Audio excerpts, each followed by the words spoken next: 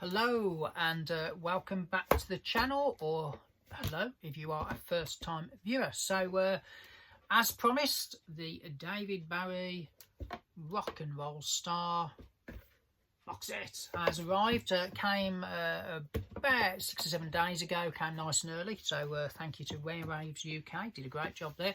And I took the time to not only listen to this one, but then also to go back through all of the preceding kind of box sets in this series to get myself in the full kind of Ziggy kind of arrival mode. So glad to say that the Bowie box set, how do you pronounce it? I always say Bowie, but Bowie. I think it's caused a bit of consternation, I noticed in some comments, but I could make a transformation as a rock and roll star, and this is the set that the spiders from Mars turn up on.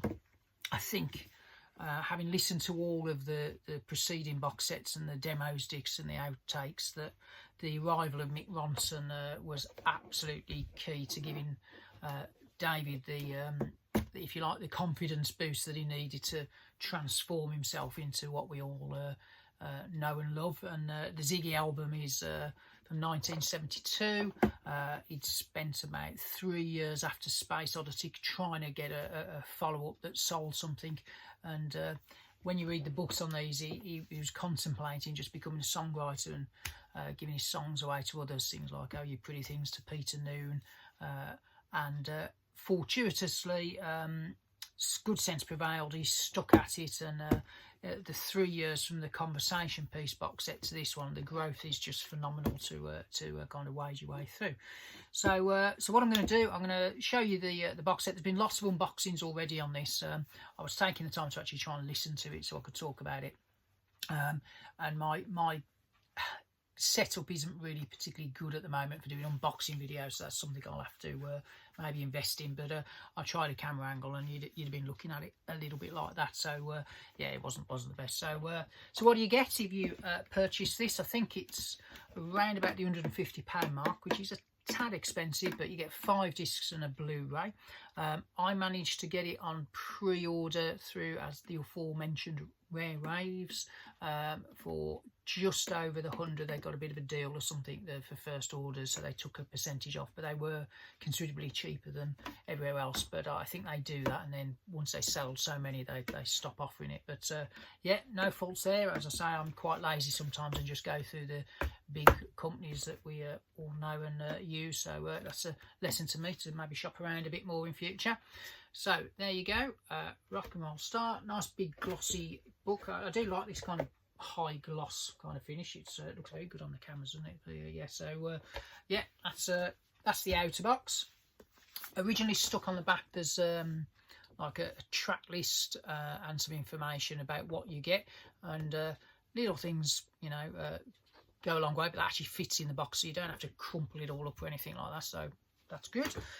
You get 2 books. You get the one that houses the discs, which I'll come to in a mo, and then you also get a very nice, once again, replica kind of notebook of David's kind of ideas, lyric ideas, concert set lists. It's kind of recreated from his own journals, but yeah, it's very nice. There's one in the Hunky Dory box as well. I do think they are worth having. So there's some like little stuff in here about the session costs, proposed kind of track listings. There's some design works. What else do you get? Set lists for gigs and things like that. It's really nice little sets, these. So but yeah, so there's some early lyric run through. So you know, I do think these are worth having, so they're a nice touch there. But the star of the show, as per the Conversation Piece box and the Divine Symmetries, these books, they are absolutely fab. And what they do is they give you the context of what you're listening to. So obviously, if you're listening to a slightly lower quality demo, you then, you know, find out it was written in a hotel, you know, it's recording in a hotel room somewhere, and the fact that they've survived at all is just amazing, really. But all of these sets, what they do is they show you the journey to the albums that you know and love. So yes, so this is the arrival of Ziggy. So discs are once again on the inside, like so, and then I do like they do this like a hard cardboard kind of front and back to just protect those discs from any kind of bending or anything like that. And then, as we expect, high quality kind of pictures, and the information within is just wonderful. So I'd heartily recommend this. There's contemporary interviews reprinted, interviews with kind of designers who helped him with his image, and some quite meaty interviews in there as well. And it's amazing really that you know, the set before this and at the start of these sessions he was actually considering just being a songwriter for hire really, and issuing his stuff to others. And I think these guys played a massive part in giving David Bowie the confidence to become the person we know and love. So Mick Ronson and the Spiders from Mars absolutely you know, deserve their kind of place in the sun with this set. So the difference that you start to hear when they come along on these archive sets is immense. So yeah, 5 CDs and a Blu-ray. The discs as such are, so the first one is demos. So there's a couple of kind of rehearsal Siegs as well in Haddon Hall. The Arnold Corns single, which was again when David Bowie was kind of considering not releasing things under his own name. He did a pseudonym which flopped, but there is an unreleased song called Looking for a Friend, their versions in this, and the first track is called So Long 60s, which was done in a San Francisco hotel. Probably the star for me of this set, the song that made me appreciate it even more, is Lady Stardust. On the first disc there's a demo of David at the piano, I think somewhere in a radio kind of station in Luxembourg. That's really, really good. But on the 5th disc there's an alternate take 1 version which has a completely different kind of vocal style to what it ended up on the album. So that to me is one of the stars of the set. Second and third discs are kind of expanded BBC sessions. So we had Barry at the Beeb many years ago. So I think what we've got now with these discs so far now, we've pretty much now got the complete kind of BBC sessions. I don't really buy bootlegs or unofficial releases. I've got so much music that if I go down that rabbit hole, crikey, I'll need a mansion to fit it all in. So so I kind of draw the line at this. So these sets for me, when I hear this is all new. So I know some people might have had this for years and years, but I think the quality for me is paramount, and these are great sets. Stars of the set really, I think discs 4 and 5. You get single mixes on the 4th disc, some outtakes that eventually ended up on B-sides, and then a nice little what's left of Live at the Music Hall Boston in October 1972. There's 5 songs from there, but the 5th disc is absolutely fabulous, and they've got some outtakes, and Ken Scott, the original producer, has been busy on these. So the aforementioned version of Lady Stardust is brilliant, but I'd also kind of give a shout out to the Top of the Pops version of Starman. When this was announced, I was a bit like, why do we need that?